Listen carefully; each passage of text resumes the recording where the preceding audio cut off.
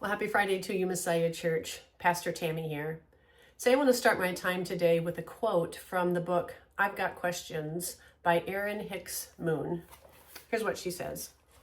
If Jesus offers nothing less than love for us, embodied in resurrection hope, then we do not need to be afraid of our bad days, of the days we can't believe.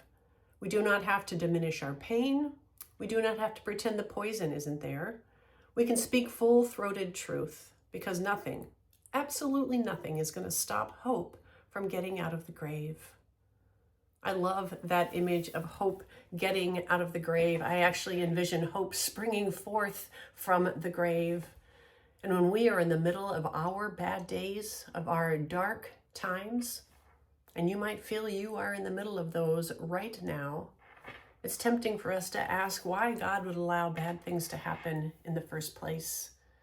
You know, that question is as old as time. But the good news is, it's okay to ask. And not only is it okay to ask, but our faith might actually grow when we do. Because our faith does not require us to sit quiet with our hands neatly folded in our laps and our mouths shut.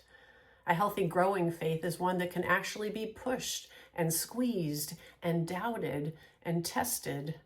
And God, not our image of God, but the actual God, can handle any question or doubts that we have. That's why we often say around Messiah Church, the worst thing is never the last thing. Because of Jesus' death and resurrection, the bad and dark days will never have the final say in our lives. So hang in there, because Easter is coming.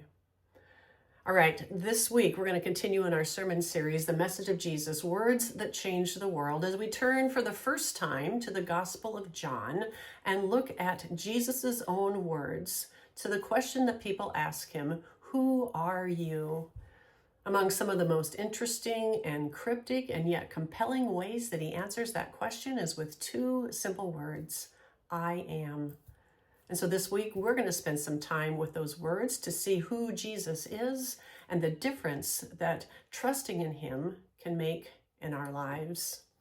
All right, finally, this week, you should have received or will be receiving one of these brochures. It's an introduction to our capital campaign called Together for Tomorrow. As together, we prepare our church and our hearts and our ministries for those yet to come. So I invite you to look through this brochure and if you would, begin praying the prayer with me that you'll find printed in there as we all ask God, what is mine to do?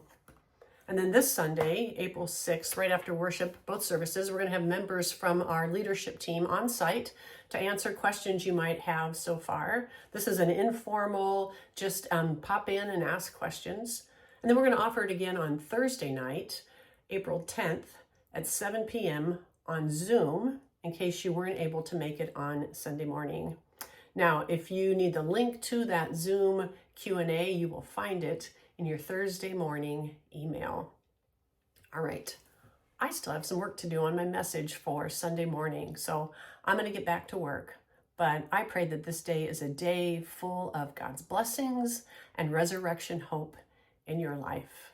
So take care. I hope to see you in worship on Sunday. God bless.